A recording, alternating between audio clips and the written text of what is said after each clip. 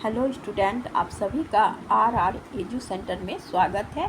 आज मैं चंपारण और खेरा सत्याग्रह संबंधित 25 एमसीक्यू लाई हूँ। देखते हैं आज का फर्स्ट क्वेश्चन। भारत देश में महात्मा गांधी द्वारा किया गया प्रथम आंदोलन कौन था? Option A Kheda Satyagraha, option B Kisan Satyagraha, option C Bardoli Satyagraha, option D Champaran Satyagraha. Right answer है ऑप्शन डी चंपारण सत्याग्रह। 1917 के चंपारण सत्याग्रह महात्मा गांधी द्वारा किया गया प्रथम आंदोलन था। उत्तरी बिहार के किसानों ने यूरोपीय उत्पादकों के शोषण के विरुद्ध किया गया यह सत्याग्रह था।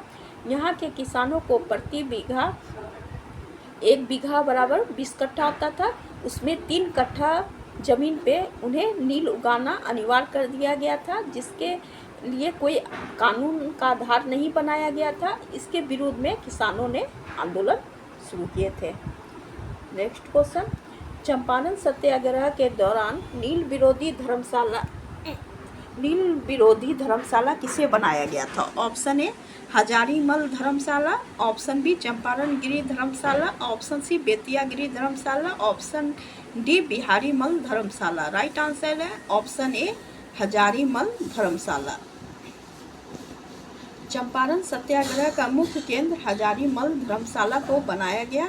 6 महीना के भीतर चंपारण सत्याग्रह के दौरान 850 गांव के 10,000 किसान के साथ नील कारखानों के विरुद्ध बयान दर्ज किए गए थे।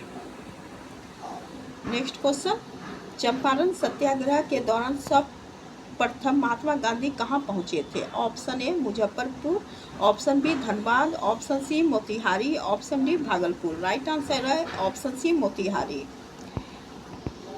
महात्मा गांधी 1917 को चंपारण जिले के मुख्यालय मोतिहारी पहुंचे थे। उन्होंने गांव का दौरा करने का फैसला किया, जहां एक पट्टेदार के साथ दुर्व्यवहार किया गया था। जब वह रास्ते में ही थे तभी एक सब इंस्पेक्टर ने उन्हें आकर धारा 144 के तहत आदेश जारी किया कि उन्हें वापस जाने कहा गया, किंतु गांधी ने इनकी बात स्वीकार नहीं किए। चंपारण बिहार के पश्चिम उत्तर इलाके का एक जिला है। ब्रिटिश भारत में बिहार और उड़ीसा प्रांत के तिरहुत मंडल का एक हिस्सा था। 1972 ईस्वी में चंपारण को 2 जिले पश्चिम और पूर्वी चंपारण में विभाजित किया गया। पहले का मुख्यालय बेतिया और दूसरा का मुख्यालय मोतिहारी को बनाया गया। यहाँ पर उस समय अंग्रेजों ने किसानों को नील की खेती करने के लिए मजबूर किए थे। नेक्स्ट क्वेश्चन, महात्मा गांधी किसके आग्रह पर चंपारण आए थे? Option A Rajendra Mishra, option B Rajkumar Shukla, option C Somnath, option D Prem Shukla. Right answer है ऑप्शन बी राजकुमार शुक्ला। राजकुमार शुक्ला ने पट्टेदार के लिए मुकदमा लड़ने वाले एक प्रतिष्ठित बिहारी वकील ब्रज किशोर प्रसाद के साथ पहली बार गांधी से लखनऊ मिलने गए, जहां गांधी 1916 की कांग्रेस अधिवेशन की बैठक में भाग लेने आए थे। यहाँ ही राजकुमार शुक्ला ने चंपारण के किसानों की 3 कठिया प्रणाली से त्रस्त लोगों की जानकारी गांधी को दी। शुरू में गांधी ने उन दोनों से अप्रभावित रहे और उन्होंने स्पष्ट रूप से कहा, जब तक यह स्थिति का स्वयं नहीं देखेंगे तब तक वह कुछ नहीं करेंगे। नेक्स्ट क्वेश्चन, चंपारण के किसान पर अंग्रेजों द्वारा कितने तरह के अतिरिक्त कर लगाए गए थे? Option A 25, option B 28, option C 40, option D 46। Right answer option D 46। Champaran किसानों से ब्रिटिश सरकार द्वारा कर के अलावे 46 प्रकार के अतिरिक्त कर वसूले जाते थे, जिसके कारण किसानों की स्थिति दिन प्रतिदिन दयनीय हो रही थी, जिससे किसानों में असंतुष्ट की भावना बढ़ती जा रही थी और अंत में वह चंपारण सत्याग्रह के रूप में शुरू हुआ। नेक्स्ट क्वेश्चन, महात्मा गांधी के साथ चंपारण सत्याग्रह के दौरान चंपारण कौन कौन आए थे? Option A Rajendra Prasad, option B Mahadev Desai, option C JB Kripalani, option D उपरोक्त सभी। राइट आंसर है ऑप्शन डी उपरोक्त सभी। चंपारण सत्याग्रह के दौरान महात्मा गांधी के साथ राजेंद्र प्रसाद, मजहर उल हक, महादेव देसाई, नरहरि पारेख, जेबी कृपलानी, जैसे प्रमुख हस्ती उनके साथ दमनकारी स्थिति की जांच करने चंपारण यात्रा किए। इसके अलावा ब्रज किशोर प्रसाद, अनुग्रह नारायण, रामनवमी प्रसाद, शंभू चरण वर्मा ने भी इस आंदोलन में भाग लिए थे। नेक्स्ट क्वेश्चन, किस वर्ष चंपारण में नील मुख्य रूप से उत्पादित होने वाला फसल बन गया था? Option A 1850, option B 1810, option C है 1777, ऑप्शन डी 1705। राइट आंसर है ऑप्शन ए 1850। नील उत्पादन चंपारण में 18वीं सदी के अंत में शुरू हुई थी। 1813 में 12 गांव में पहली नील की फैक्ट्री स्थापित की गई। चंपारण में सन 1850 तक नील मुख्य रूप से उत्पादन होने वाला फसल बन गया, यहाँ तक कि इसकी खेती चीनी की खेती से भी अधिक होने लगी थी। नेक्स्ट क्वेश्चन, चंपारण सत्याग्रह के पूर्व नील खेती के विरोध में किसानों ने कितनी बार प्रतिरोध किए थे? Option A 4, option B 3, option C 2, option D 1। Right answer है ऑप्शन सी 2। चंपारण सत्याग्रह के मजदूर द्वारा नील खेती के विरोध में 2 बार प्रतिरोध किए गए थे। प्रारंभ में 1867 में लाल सरिया फैक्ट्री के पट्टेदार ने नील उगाने से इनकार किए, किंतु शिकायत का निवारण संतोषजनक नहीं हुआ, इसलिए 1907-8 में एक दूसरा विद्रोह हुआ जिसमें साथी और बेतिया में 3 कठिया प्रणाली के विरुद्ध अशांति और हिंसा का भी प्रदर्शन हुआ था। नेक्स्ट क्वेश्चन, यह किसने कहा था? मुझे यह स्वीकार करना चाहिए कि मैं चंपारण का नाम नहीं जानता था, इसकी भौगोलिक स्थिति से भी अवगत नहीं था और मुझे शायद ही नील की खेती से संबंधित कोई जानकारी थी। Option A Rajendra Prasad, option B Mahatma Gandhi, option C JB Kripalani, option D Lala Lajpat Rai. Right answer है option B Mahatma Gandhi. Next question, किसने कांग्रेस की बैठक में चंपारण किसानों के संकट के बारे में प्रस्ताव रखा था? Option A Jawaharlal Nehru, option B Mahatma Gandhi, option C Rajkumar Shukla, option D Braj Kishore Prasad. Right answer है ऑप्शन डी ब्रज किशोर प्रसाद। ब्रज किशोर प्रसाद ने चंपारण के किसानों के संकट के बारे में कांग्रेस की बैठक में एक प्रस्ताव रखा। राजकुमार शुक्ला ने इसके समर्थन करते हुए भाषण दिए। महात्मा गांधी के बिना सर्वसम्मति से यह प्रस्ताव पारित हो गया। तब भी शुक्ला संतुष्ट नहीं हुए थे। उन्होंने गांधी जी का कानपुर और साबरमती तक पीछा किया। गांधी जी अंततः चंपारण जाने के लिए सहमत हो गए। नेक्स्ट क्वेश्चन, महात्मा गांधी ने चंपारण सत्याग्रह के दौरान किसे लिखा कि वे चंपारण से नहीं जाएंगे और वह इस अवज्ञा का दंड भुगतने के लिए तैयार है? ऑप्शन ए चंपारण के magistrate, option A B England के प्रधानमंत्री, ऑप्शन सी भारत के वायसराय, ऑप्शन डी उपरोक्त में से कोई नहीं। राइट आंसर है ऑप्शन ए चंपारण के मजिस्ट्रेट। महात्मा गांधी को 144 धारा के तहत चंपारण से वापस जाने का आदेश सुनाया गया। महात्मा गांधी ने मजिस्ट्रेट से मिलने का अनुरोध किया, किंतु वह सफल नहीं हुए। रास्ते से वह धर्मशाला लौट आए, लेकिन उन्होंने नोटिस का पालन करने से इनकार किया। उन्होंने मजिस्ट्रेट को लिखा कि वह चंपारण से नहीं जाएंगे और वह इस अवज्ञा का दंड भुगतने के लिए तैयार हैं। नेक्स्ट क्वेश्चन, महात्मा गांधी चंपारण सत्याग्रह के दौरान जब वापस चंपारण से नहीं लौटे तो उनके विरुद्ध कौन सा धारा लगाया गया? Option A 118, option B 114, option C 188, option D 144। Right answer option C 188। Mahatma Gandhi जब चंपारण से वापस लौटने को तैयार नहीं हुए तब गांधी पर भारतीय दंड संहिता की धारा 188 के तहत आरोप लगाए गए। उन्हें जेल में डाल दिया गया। 18 अप्रैल को मुकदमे शुरू की गई। गांधी ने कहा कि यह मेरा आंदोलन शुरू करने का कोई इरादा नहीं था, बल्कि उनका उद्देश्य केवल संकटग्रस्त किसानों के लिए मानवीय और राष्ट्रीय सेवा था। सजा सुनाने की प्रक्रिया को स्थगित करने का निर्णय लिया गया। गांधी के विरुद्ध 144 धारा हटाया गया और गांधी को चंपारण की स्थिति की जांच करने की अनुमति भी दी गई। नेक्स्ट क्वेश्चन, गांधी की चंपारण की स्थिति की जांच करने का विरोध किसने किया था? Option A Bharat planters association, option B Bihar planters association, option C Champaran के मजिस्ट्रेट, ऑप्शन डी इनमें से कोई नहीं। Right answer option A B Bihar planters association. Gandhi द्वारा चंपारण की स्थिति की जांच का बिहार प्लांटर्स एसोसिएशन ने जोरदार विरोध किया। उन्होंने कहा कि इससे एक पक्षपात तस्वीर पेश होती है और उन्होंने इसके खिलाफ किसानों द्वारा दंगे को भड़काने की क्षमता थी। उन्होंने कहा कि जांच रोक दी जाए, आवश्यकता हो तो सरकार द्वारा निष्पक्ष जांच शुरू की जाए। कुछ यूरोपीय अधिकारी भी इस स्थिति से खुश नहीं थे। उन्होंने कहा कि गांधी की जांच एक यूरोपीय विरोधी जांच हो सकती है। नेक्स्ट क्वेश्चन, चंपारण सत्याग्रह के दौरान गांधी जी ने अपनी रिपोर्ट कब सौंपी थी? ऑप्शन ए 2 जून 1917, ऑप्शन बी 1 जून 1917, ऑप्शन सी 10 मई 1917, ऑप्शन डी 13 मई 1917। राइट आंसर ऑप्शन डी 13 मई 1917। गांधी जी को बिहार और उड़ीसा सरकार के कार्यकारी परिषद के सदस्य डब्ल्यू मोंड के साथ साक्षात्कार के लिए बुलाया गया, जिन्होंने गांधी को जांच की प्रारंभिक रिपोर्ट भेजने का निर्देश दिया। गांधी ने 13 मई को अपनी रिपोर्ट सौंपी, परंतु उन्होंने अपने सहकर्मी की सेवा के न लेने का अनुरोध का अनुपालन से इनकार कर दिए।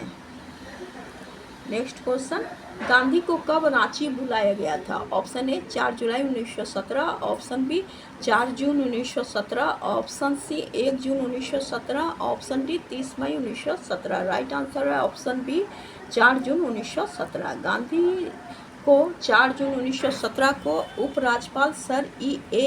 गेट द्वारा उनकी जांच की प्रारंभिक रिपोर्ट प्रस्तुत करने के संबंध में एक बैठक के लिए रांची बुलाया गया था। कुछ दिन के बाद उपराज्यपाल के परिषद शहीद चंपारण में कृषि स्थिति की जांच करने और उनका विवरण देने के लिए एक जांच समिति की नियुक्त करने का निर्णय लिया गया। गांधी को भी एक सदस्य के रूप में इस जांच समिति में नियुक्त किया गया था। नेक्स्ट क्वेश्चन, चंपारण सत्याग्रह के दौरान सरकार द्वारा निर्मित समिति ने इनमें से कौन सी सिफारिश किए थे? ऑप्शन ए 3 कठिया प्रणाली को समाप्त कर दी जानी चाहिए, ऑप्शन बी अगर कोई किसान नील उगाने के लिए किसी समझौते से शामिल होता है तो यह समझौता स्वैच्छिक से होना चाहिए, ऑप्शन सी 3 साल से अधिक की अवधि नहीं होनी चाहिए, जिस क्षेत्र में नील को उगाना है उसका चयन करने का निर्णय किसान पर निर्भर होना चाहिए, ऑप्शन डी अब्बाब अतिरिक्त कर की वसूली रोकनी चाहिए, ऑप्शन ई उपरोक्त सभी सही है। तो राइट आंसर ऑप्शन ई उपरोक्त सभी सही है। 3 कठिया प्रणाली समाप्त करने का भी अनुरोध था। इसके अलावा नील उगाने के लिए समझौता स्वेच्छा से समझौता किया गया हो और 3 साल से अधिक अवधि नहीं हो और नील उगाने के लिए ज़मीन खुद किसान चयन करें और अब्बाब कर हटाने पर भी रोक किया गया था। नेक्स्ट क्वेश्चन, चंपारण कृषि बिल कब पेश किया गया था? ऑप्शन ए 29 नवंबर 1917, ऑप्शन बी 29 अक्टूबर 1917, ऑप्शन सी 20 अक्टूबर 1917, ऑप्शन डी 20 नवंबर 1917, ऑप्शन डी 20 अक्टूबर 1917। राइट आंसर ऑप्शन ए 29 नवंबर 1917। सरकार ने जांच समिति की सिफारिश लगभग सभी स्वीकार कर लिए गए। इस रिपोर्ट के आधार पर डब्ल्यू मोड ने 29 नवंबर 1917 को विधान परिषद चंपारण कृषि बिल पेश किए। उसी दिन उल्लेखनीय भाषण भी दिए। 1918 में अंततः यह विधेयक पारित किया गया और चंपारण कृषि अधिनियम उसी दिन से बन गया। नेक्स्ट क्वेश्चन, यह किसने कहा था कि 3 कठिया प्रणाली जो लगभग 1 सदी से अस्तित्व में थी इस तरह समाप्त कर दी गई और उसके साथ ही प्लांटरों की राज भी समाप्त हो गया? Option A JB Kripalani, option B W Maude, option C Mahatma Gandhi, option D Rajendra Prasad. Right answer है ऑप्शन सी महात्मा गांधी। महात्मा गांधी ने अपनी आत्मकथा सत्य के साथ मेरी प्रयोग की कहानी में लिखे हैं कि 3 कठिया प्रणाली जो लगभग 1 सदी से अस्तित्व में थी इस तरह से समाप्त कर दी गई और उसके साथ ही प्लांटरों की राज भी समाप्त कर दी गई। नेक्स्ट क्वेश्चन, चंपारण के किसानों के साथ प्लांटर ने कितना प्रतिशत की ब्याज दर में बंधक पत्र बनाते थे? Option A 15%, option B 12%, option C 8%, option D 5%। Right answer option B 12%। 1900 ईस्वी के बाद यूरोप के कृत्रिम नील के प्रति प्रतिस्पर्धा के कारण बिहार की नील फैक्ट्री को भारी गिरावट का सामना करना पड़ा। नुकसान से बचने के लिए प्लांटरों ने नील उगाने के लिए किसानों के साथ समझौता किए और यदि किसान नगद भुगतान नहीं कर पाते थे तो प्रति वर्ष उन्हें 12% ब्याज दर पर हस्तांक पत्र और बंधक ऋण पत्र बनाकर उनसे कर वसूलते थे। नेक्स्ट क्वेश्चन, खेरा सत्याग्रह कहाँ की सरकार के विरुद्ध थी? Option A Madras, option B Bihar, option C Bengal, option D Mumbai. Right answer option D Mumbai. Kheda Satyagraha 1918 में किसान द्वारा मुंबई सरकार के विरुद्ध किया गया आंदोलन था, क्योंकि उस समय गुजरात मुंबई में सम्मिलित था। 1 जुलाई 1960 को मुंबई से गुजरात अलग हुआ था। इस आंदोलन का कारण यह था कि सूखे के कारण फसल नष्ट हो गई थी। नियम अनुसार 25% फसल की कमी होने पर किसानों को पूरी लगान माफ कर दी जाती थी। फसल नष्ट होने पर किसान माल गुजारी माफी का मांग कर रहे थे, किंतु सरकार द्वारा यह मांग स्वीकार नहीं किया गया। इसके विरोध में यह आंदोलन शुरू किया गया था। नेक्स्ट क्वेश्चन, खेरा सत्याग्रह में महात्मा गांधी से पूर्व किसने शुरू किया था यह आंदोलन? Option A Mohanlal Pandya, option B Mohan Mishra, option C Shankar Pande, option D इनमें से कोई नहीं। Right answer option A Mohanlal Pandya. 1918 ईस्वी में महात्मा गांधी खेरा सत्याग्रह में सम्मिलित हुए। खेरा सत्याग्रह शुरू में मोहनलाल पांड्या और शंकर लाल पारेख के नेतृत्व में शुरू हुई थी। खेरा सत्याग्रह गुजरात के खेरा जिला में शुरू किया गया एक आंदोलन था। यह नील बागान मालिकों के विरुद्ध किसानों द्वारा किया गया एक सत्याग्रह था।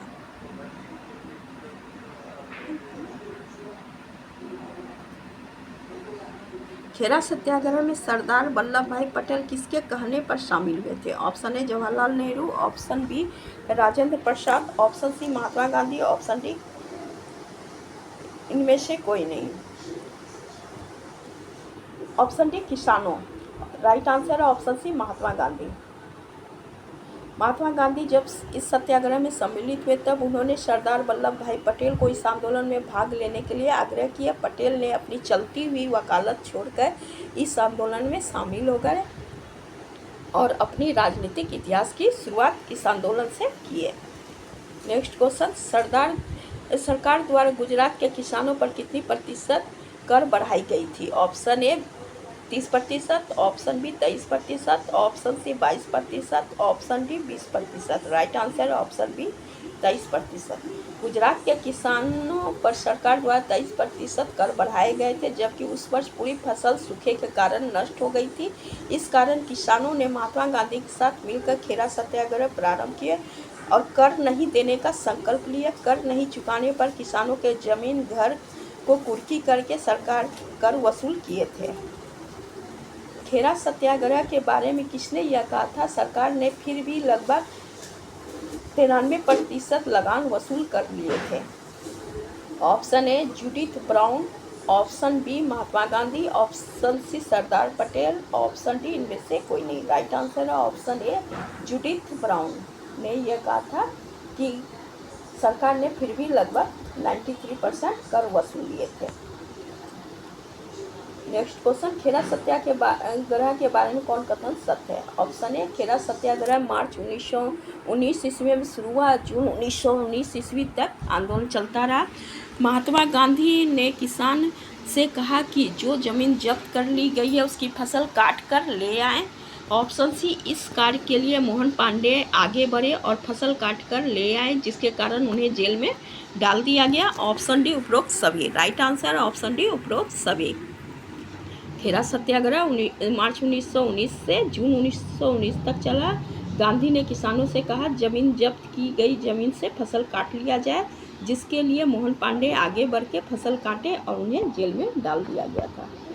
नेक्स्ट क्वेश्चन, चंपारण सत्याग्रह के दौरान ब्रिटिश बागान मालिक ने कितनी प्रतिशत कर किसानों को लौटाने के लिए राजी हुए थे? Option A 25%, option B 24%, option C 22%, option D 20%। Right answer option A 25%। 1918 के चंपारण सत्याग्रह अधिनियम पारित किया गया।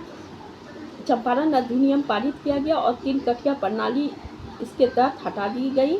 चंपारण सत्याग्रह के सफल होने के पश्चात बागान मालिकों को 25% किसानों को वापस लौटाने के लिए कहा गया। शुरू में वे लोग तैयार नहीं हुए, बाद में ये लोग इसके लिए राजी हो गए।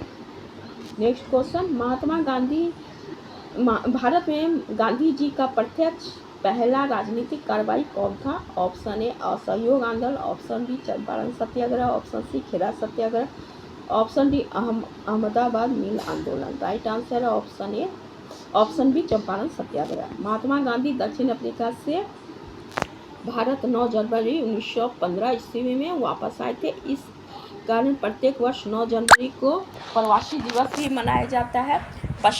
इसके पश्चात 1917 ईस्वी में चंपारण सत्याग्रह उनके द्वारा भारत में किया गया। उनके जीवन का प्रत्यक्ष प्रथम राजनीतिक कार्रवाई था जो सफल भी हुआ था। ये मेरा लास्ट क्वेश्चन था। अगर आप लोग को मेरा वीडियो पसंद आ रहा है तो प्लीज़ लाइक कीजिए, सब्सक्राइब कीजिए। Thank you.